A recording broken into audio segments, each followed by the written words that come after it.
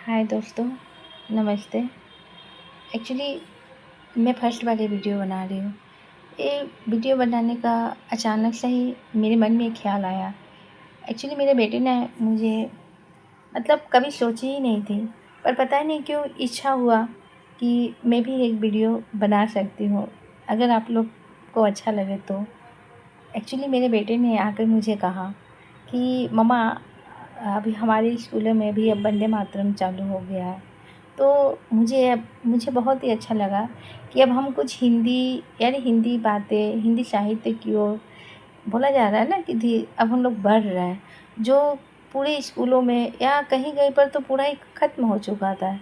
हर जगह English medium में ये जो हमारी हिंदी प्रे था, ये सब तो ख़त्म ही हो चुका था। पर अब नए जनरेशन फिर से चालू हो रहा है और ये हिंदी भाषा, हिंदी साहित्य, ये सारे वर्ड, वंदे मातरम, ये सब फिर से चालू हो रहा है। तो ये जानकर मुझे बहुत ही अच्छा लगा। इसके लिए मैंने सोचा कि अगर स्कूलों में वंदे मातरम गाना चालू हो सकता है, तो क्यों नहीं हम भी अपने घर में भी कुछ छोटी-छोटी बातें अपने बच्चों से शेयर कर सकते हैं। ऐसे तो हम करते ही थे, पर मेरे कहने का मतलब ये है कि जैसे हमारे हिंदी बुक्स में हमारे समय वो होते थे ना, रहीम के दोहे, कबीर के दोहे या तुलसी जी के दोहे, सुभद्रा कुमारी चौहान, सोहन लाल त्रिवेदी, ये लोग जितने हमारे राइटर थे, तो ये सब स्कूलों में उस हिसाब से नहीं पढ़ा सकते हैं।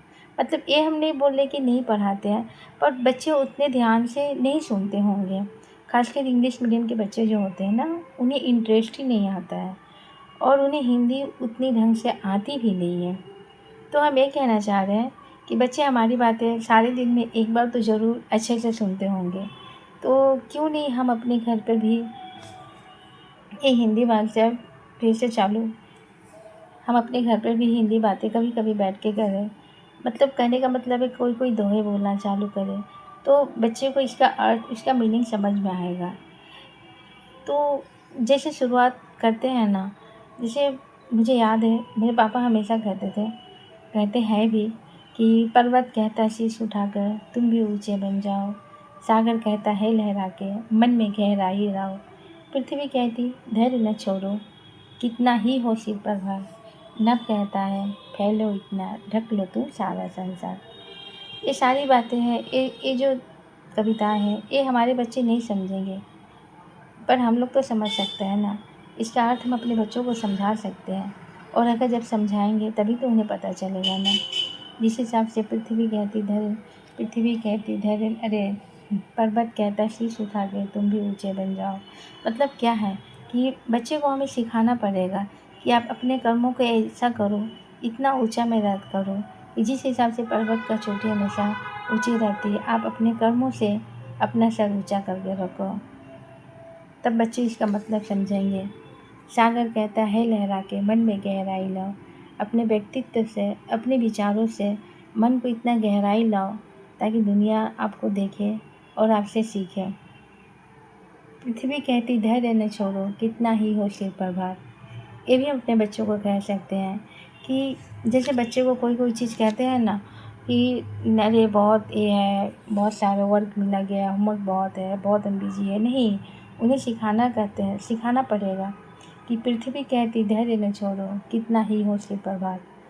अपने कर्मों से आगे, अपनी मुसीबतों से भागो मत, पृथ्वी की तरह धैर्य रखना सीखो, एक न एक दिन कामयाबी आपको ज़रूर मिलेगी।